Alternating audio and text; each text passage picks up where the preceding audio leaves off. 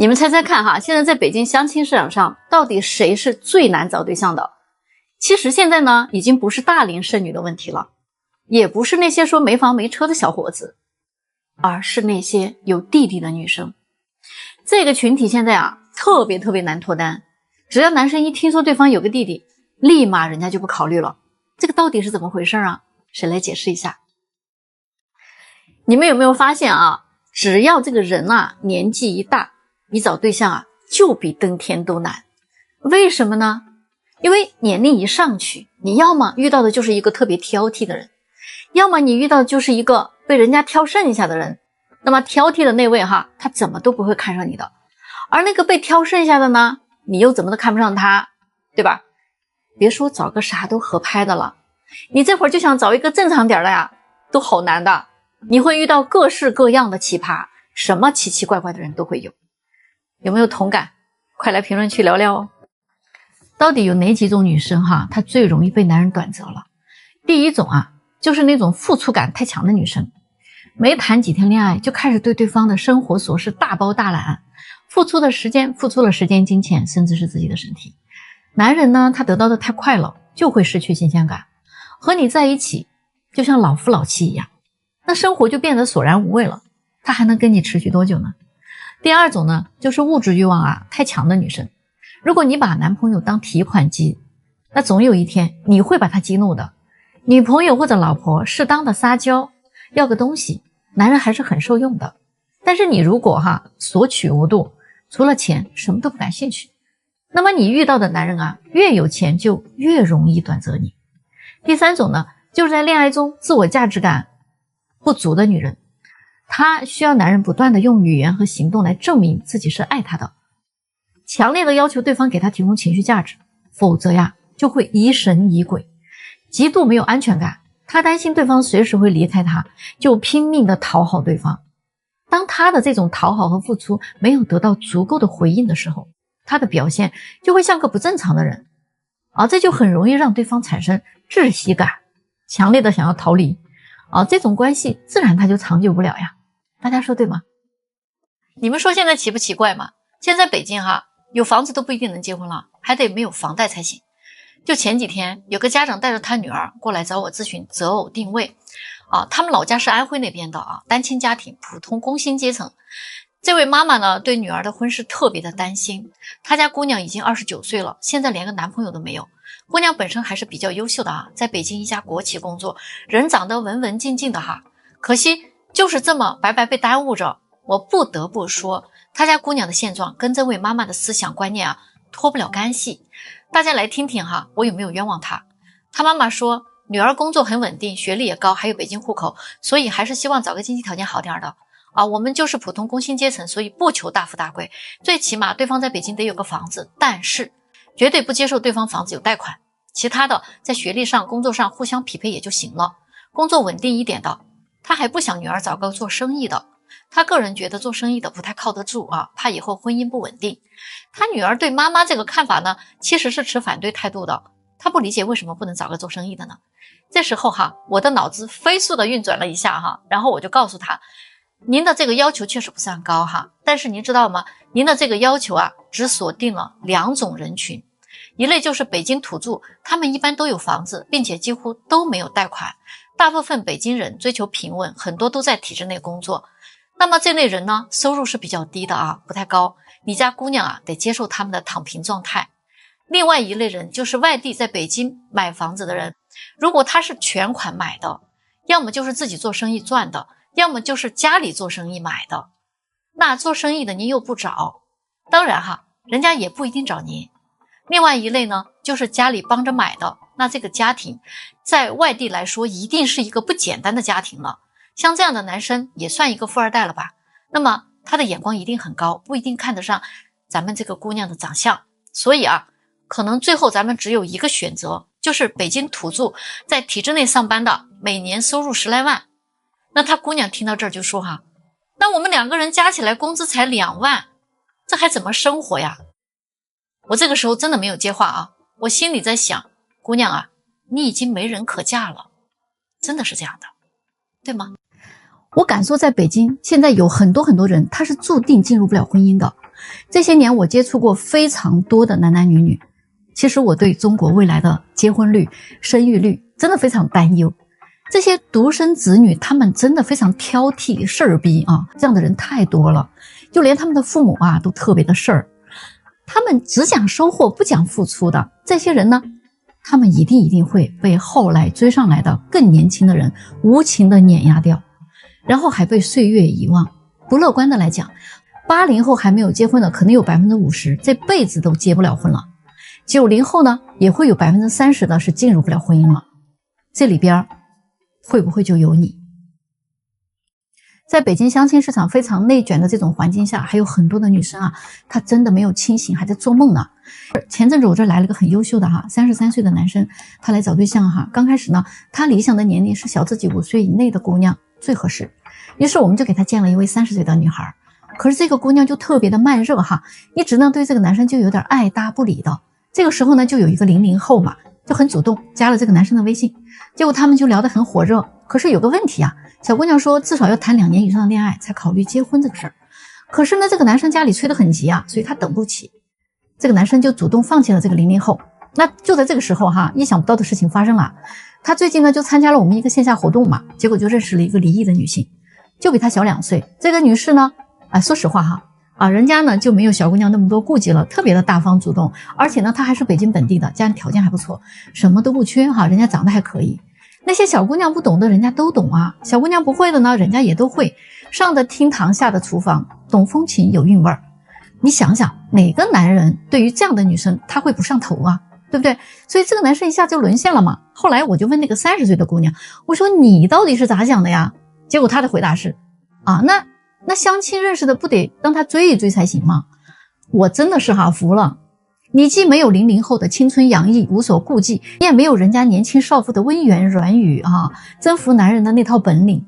你又高冷又慢热，你还想等着北京那些优质男生来追你呢？我觉得不大可能的你到底拿什么跟这些女人去卷呀？我建议大家找对象你一定要找一个爸爸当家的，不管他们家是男孩还是女孩，如果是妈妈当家的话，他们家的儿子就一定会有点软弱敏感。要是女儿的话呢，一定就比较强势，脾气也很大，而且家族的观念也比较差，亲戚关系一般都不太好。就这样的女孩子，她格局也不会很大的。很多人可能会觉得我说的有点夸张挑起男女对立，你试一试你就知道了。今天我来聊一个非常扎心的话题，为什么有些有钱的女孩在北京上海她非常难找对象？那有钱它是分2种的，一种呢是家里有钱，一种呢是自己有钱。今天我们就先说一下家里有钱的女孩在北京上海她为什么很难找对象呢？因为这2种女孩在北京上海实在是太多了，全国有很多有钱家庭的女孩都在往北京上海跑，小到一个村长一个国企的小领导，一个处级的干部，做生意的有一定规模的小老板，大到那种级别很高的官员，上市公司的董事长等等但凡手上有几个钱的，咱不说几个亿就说那些3、5千万的这种家庭的女孩，有一半都在北京上海，因为当地满足不了他们见世面的这些梦想但是北京上海可以而且这种家庭的父母呢，也不指望自己的女儿能挣多少钱，做他们自己想做的事，开心就好了。而跟他们一样的男孩呢，都在老家，不管是家里搞房地产的，还是开矿的，还是做机械加工的，儿子都在家里守夜呢。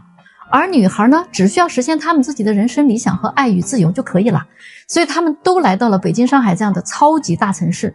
最终的结果就是父母有钱的那些女儿都在北京上海，而男孩呢都在老家。全国各地有钱的女孩都往北京上海跑，那他们呢又都想找一个门当户对的男生，结果这种供需就严重的失衡了，所以他们是非常难找对象的。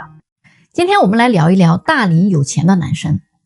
来找我找对象的很多大龄有钱男生条件是真的好，他们当中呢也有很多人都有一个什么样的想法呢？既要找一个温柔懂事的，又想找一个年轻漂亮的。那我就说吧，你只能选其一有很多40多岁离异有孩子资产过亿的大哥，想找一个25岁左右的。那么你觉得这个女生能图你什么呢？是吧？你自己也是从25岁这个年龄过来的嘛。你25岁的时候，你身边的一个女同学如果找一个40多岁的大哥，你觉得他图什么呢？你心里没数吗？怎么你自己成了大哥之后，你就想改变人性呢？即便你很有钱，你也只能在温柔懂事、年轻漂亮当中选一个。我呢有一项业务叫精准择偶定位，有的朋友啊，他真的不明白这是什么意思哈。大多数人呢都不清楚自己能找个什么样的，他只知道自己想找个什么样的，对自己的认知定位又不太清楚，可能你的择偶标准啊就是自己一拍脑门想出来的。你想的这个方向呢，只是一个完全有利于你自己的方向，而这个方向的人，你了解人家他想找个什么样的吗？这块你要是错位了的话，恐怕一直会处在一个很难脱单的境地里。有些人哈，他为什么总是高不成低不就呢？为什么有些人总是被别人短择呢？你为什么总是会变成备胎呢？这些都是你定位出了很大的问题我每天都接触非常多的男男女女，10多年了，我非常了解男女的想法和需求。来找我咨询的人也好，1对1的也好，大家都是花了钱的嘛，他们非常愿意跟我说真心话，上至大佬级别的会员，下至普通打工者，都是推心置腹的沟通啊。所以呢，我听到的真话一定比你要多得多。所以你的定位准不准确，我比你更清楚。你的理想型愿不愿意找你这样的，我也非常清楚。你来找我呢，我肯定跟你说实话嘛。另外，如果你在相亲初期很难推进关系，或者你想分手又担心找不到更好的，那都可以来找我聊聊。任何事情哈，不能着急做决定。还有有的人他同时聊了好几个，也不知道怎么选择，不知道谁是真心的。你犹豫不定的话也可以来找我给你分析分析大部分的人都属于高估自己的行情的。你来找我定个位呢，绝对不让你跑偏，也不耽误自己的时间，好吧？昨天我去见了一个单身企业主，我们大概交谈了40分钟左右他把自己的情况和要求都跟我说清楚了。那当我临走的时候呢，这位客户突然就拉住我他跟我说，小张，其实你挺专业的，但凡你会玩点套路你会赚得更多。其实呢，我做红娘都12年了，这里边各种大小平台玩的那些套路，其实我比谁都清楚，但是我绝对不想那么干呀。我早在2012年的时候，在北京当时很知名的平台做首席红娘的时候，我就已经服务很多高净值客户了，一直到现在。因为现在是自己的事儿我得对得起每一个信任我的客户。我始终认为积累口碑赢得人心才是立足市场的根本的。我只希望认识我的人会说，在北京做红娘的丽欣姐她不仅很专业，而且还很靠谱，介绍的人也靠谱，价格也还不算高找她找对象就对了。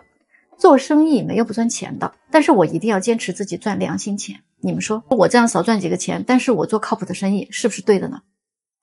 今天我们就来聊一聊大龄的有钱男生。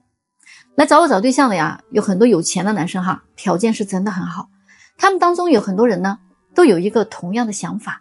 既要找一个温柔懂事的，又想找一个年轻漂亮的。那我就说吧，你只能选其一有很多40多岁离异还有孩子的，资产都过亿的大哥，想找一个25岁左右的，那么你觉得这个女生能图你什么？是吧？你也是从25岁这个年纪过来的，你25岁的时候，你身边有个女同学要是找一个40岁的大哥，你觉得她图什么呢？你心里没点数吗？怎么你成了大哥之后，你就想改变人性了呢？即便是你很有钱，你也只能在温柔懂事、年轻漂亮当中选一个，明白吗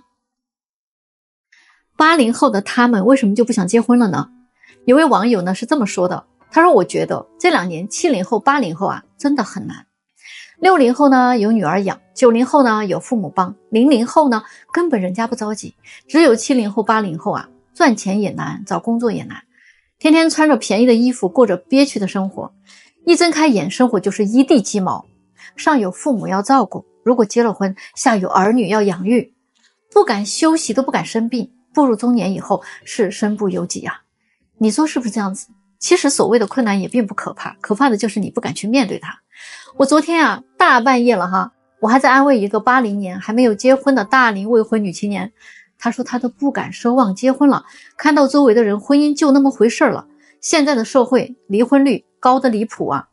就感觉一种绝望。不知道你跟她是不是有同感呢？其实大家真的都不容易来点赞支持一下吧。你们知道吗？在1线城市的大龄剩女真的是非常非常多的，特别是在北京、上海这样的城市，他们常常都被贴上各种的标签，什么性格强势啦、挑剔啦、太独立啦、事业心太重了呀。可是这真的是他们自己的错吗？在这个现代社会中女性已经拥有了越来越多的选择和自由，她们不再只是为了结婚生子而活着的，她们也有自己的梦想、独立思考的能力、经济基础和社会地位，这个难道不应该是让我们为之鼓舞和赞美的吗？然而在这种传统观念的束缚下大众对于大龄剩女总是有很多的偏见，她们没有婚姻，没有伴侣，也没有孩子，似乎呢什么都没有了，但实际上她们还拥有自己的尊严、自信、梦想和追求呀。因此呢，也不要再以那种刻板的印象来评价他们了，请尊重他们自己的追求和选择，包容和支持他们的生活方式和理念。如果你也是个大龄剩女或者大龄剩男，在这种寂寞的日子里，也不要放弃自己，相信自己的选择，坚持自己的梦想，你会遇到那个真正属于你的人。最后呢，我跟你们一起共勉，珍爱生命，珍爱自己。大家有没有发现有一种非常神奇的男女关系，就是看得上你的人他都不会追你，那追你的人呢，你又看不上他。还有最关键的一点是，现在几乎没有人去追谁了，都是我暗示你一下，你要是没有 get 到，还特别高冷，那就拜拜了，下一位吧。大家说是这样的吗？你们知道吗？现在在一线城市出现了越来越多的新型穷人。什么叫新型穷人现在有些姑娘她来找对象，真的是只看这些表面现象。他们不知道现在经济下行吗？多少人都成为了这种新型穷人。不知道你们有没有发现现在北京这样的一线城市身边出现越来越多的这种人，他们都是住着200多万以上的豪宅，开着几十万以上的豪车，表面上非常光鲜亮丽，实际上呢没有一点存款，每个月呢还得还房贷、还车贷，加上这2年生意的行情都不太好，时不时他的资金周转还不灵，还得去贷款，他搞一身的债务你身边一定有这样的新型穷人。所以姑娘们不要一味的追求虚荣了，遇到这样的人，你还不如找一个普普通通的人来的踏实呢。大家说对不对呢？我都发了1年多的视频了我还没有好好的跟大家呢介绍过我自己。我是一名70后，出生在安徽的成都，这个城市大家很喜欢的吧？其实我也很喜欢自己的家乡，但是我现在在北京也生活了快20年了，我非常喜欢北京。曾经呢，我也是有一份体制内的工作的，由于自己不想过那种一眼就望到头的生活，再加上呢当时年少轻狂嘛，所以我干了3年就辞职了。我做过服装批发，做过零售，摆过摊儿，也开过店。那个时候我赚到了人生的第1桶金。正因为如此呢，我后来也接触到了金融行业，那我也看到了这个行业的前景。不过呢，我是一个喜欢不断探索的人，在这个行业里这几年我接触到了一位非常有前瞻性的人物，就是这位贵人，他提醒了我一件事情。他说财会来，财也会去，人是要得善财的，你才能长久，因果是会循环的，求财一定要看路。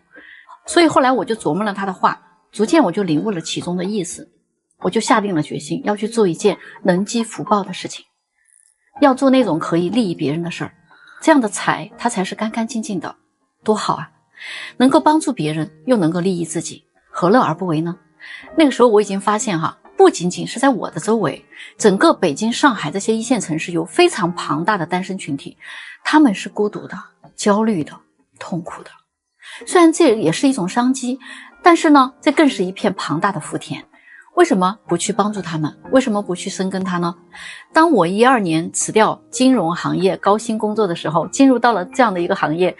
家里人包括身边的朋友，他们都不理解，为什么你要放弃一个很好的工作，而去做一个小小的红娘，去做一个媒婆？听上去似乎也没有那么光鲜亮丽。但是我不想做任何的解释，因为一个人他想做一件事情，没有必要一定要得到别人的理解和认可。所以我一直坚持自己的想法，走到了今天。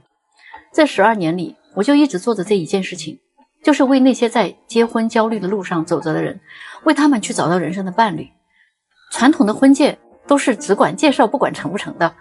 我在这里呢，也从一个小白做到了首席红娘。在这个期间，我学习了大量的婚恋课程，用于实践之后呢，我发现相亲谈恋爱和生活中谈恋爱，它还是有本质上的区别的。如果在这个认知上有误区的话，可能你相再多的亲，你也成不了。基本上能相亲成功的人，要么就是碰运气，要么就是得到了正确的辅导，否则你的相亲之路非常的长。现在我凭着自己的专业，积累了10几年的资源和人脉，择偶精准定位加相亲恋爱辅导，帮助过几千人脱单。中间其实发生过非常多的故事啊，让人难忘。所以我非常的感谢这么多年来一直非常信任我的客户和在抖音里一直默默陪伴我和支持我的粉丝朋友们。这个故事有点长哈，抱歉了。需要高效脱单的人赶紧关注我，一个不一样的红娘。评论区有家长留言，未来的女婿你好，我是你未来的丈母娘，这个呢就是你未来的老婆，你看看这大眼睛高鼻梁大高个1.7米的标准身材，娶回家绝对没矛盾。就是有个问题哈，他不会做饭不过没事啊，他反正也不吃。你要是睡懒觉也没关系啊，反正他也不会早起。你呢不想搞卫生那更没事了哈，他从小反正乱习惯了。关键的是我们也不要彩礼，嫁妆我们都准备好了，这点你都可以放心。就是啥呢，我就想问一下，你啥时候能来给他领走啊？你自己的老婆你得自己来惯呀。